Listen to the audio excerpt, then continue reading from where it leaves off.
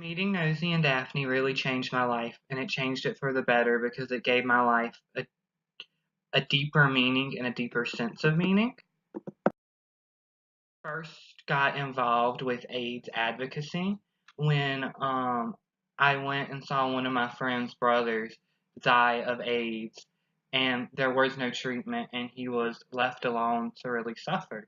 So I created the guest house here in Johannesburg, South Africa, and we really took in sick white men with AIDS, and we gave them shelter and somewhere they could come to get help while they were dying of AIDS.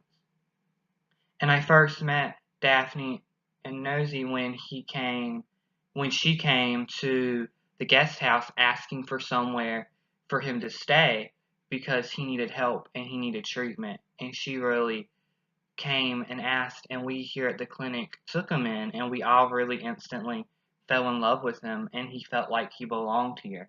Unfortunately, the guest house did have to close because of financial issues, and we couldn't afford to keep it open. I'm only a middle class woman, so I don't have a lot of money, and the resources just were no longer there.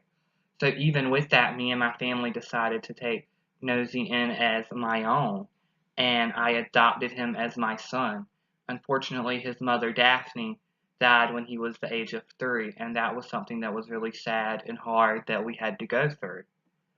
However, and I knew I had to do what was best for our son, and that meant that I had to give him the best life that he could have, even though that he did have AIDS, and that there isn't a lot of treatment here because our president isn't supportive of getting treatment. He even said that AIDS treatments are poisons.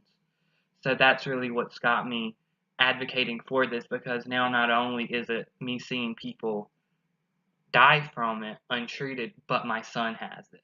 And there was a big fight to get him enrolled in school because here in South Africa, we still have the apartheid, where it's the separation of whites and blacks. So to get him enrolled was a really hard process, but we got it done.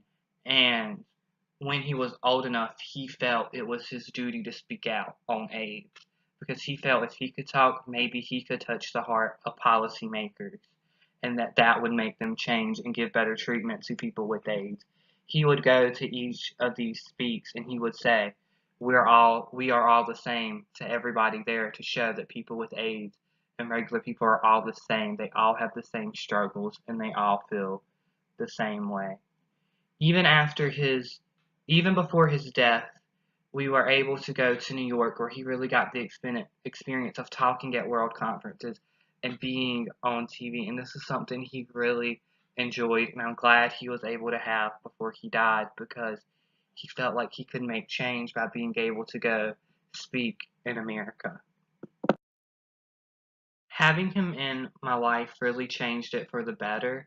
It really gave me a deeper and more sense of meaning because it was more than just me. It was someone else that I was advocating for, someone else I got to pour my love for. So I'm really thankful for Daphne and let her letting me take him as my own and give him my unconditional love.